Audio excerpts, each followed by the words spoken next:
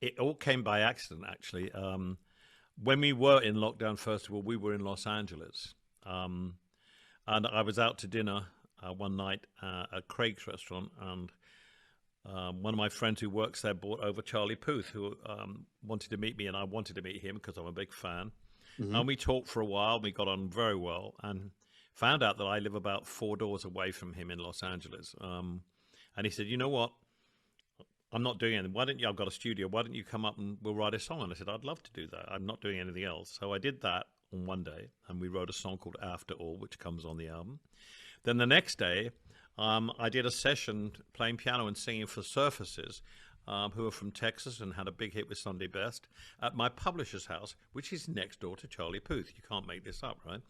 And so I did that via Zoom. Now, I'd never played on a record via Zoom before, so that was a first. Yeah. And then I came back to England, and I did a track with a girl called Rina Sawayama, and a duet with her.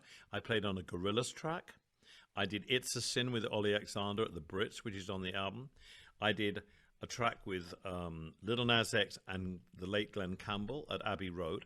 And I thought, because I used to start out as a session musician before I became Elton. I played and sang on people's records like the Hollies, He Ain't Heavy, and everything like that. So I was back in Abbey Road Studios, at the same studio where I did He Ain't Heavy with the Hollies, playing piano and on Lil Nas X and singing, and then singing with Glenn Campbell. And I thought, I've come full circle. I've started off as a session musician, and I'm now a session musician, and I'm having such a great time. It's so great to play on different people's records. So then I thought, well, I have the kind of germ of an album here, and I decided to come to Los Angeles. Also in England, I did the Metallica track with Miley Cyrus with Andrew Watt via Zoom.